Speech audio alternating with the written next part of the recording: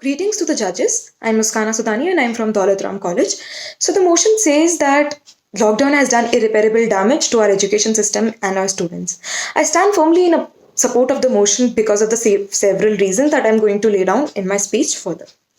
So, firstly, taking the basic abstract and focusing on the thing that what is the education system that we are talking about, who are our major stakeholders in this debate.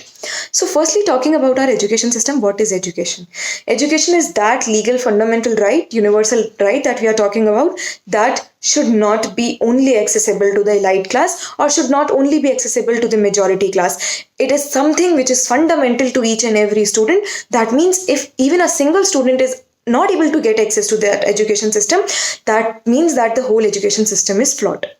Keeping this in mind, let's move to the two major constructive. First, already in our society, there exists an inequality and a division between a rich and poor that has grown worse in lockdown and has done irreparable damage to the people of lower community.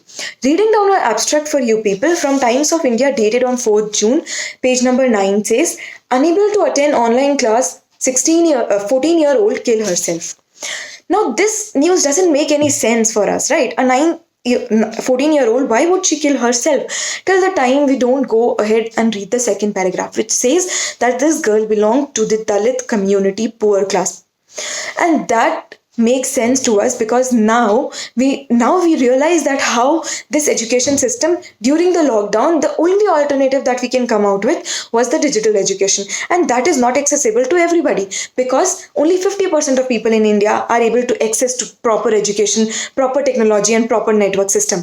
Only 276 million people in India live below poverty line and 36 million students are not getting access to education. How can we expect them to get equal opportunities during this lockdown? So this have done irreparable damage to these people. Secondly, we need to talk about how there is a minority class always in our education system that consists of physically abled people who already have a backward set in our education system, and this has grown worse for them because during the on-ground studies and during the on-ground classes they were getting volunteers to help them with the assessments and assignments, but now they cannot even access to this.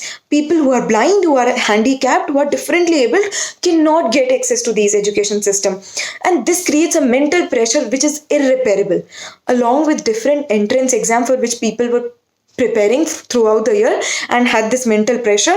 This mental pressure has extended for them too, and this is the irreparable damage that we are talking about. So we need to keep all these abstracts in our mind while dealing with this debate. Thank you.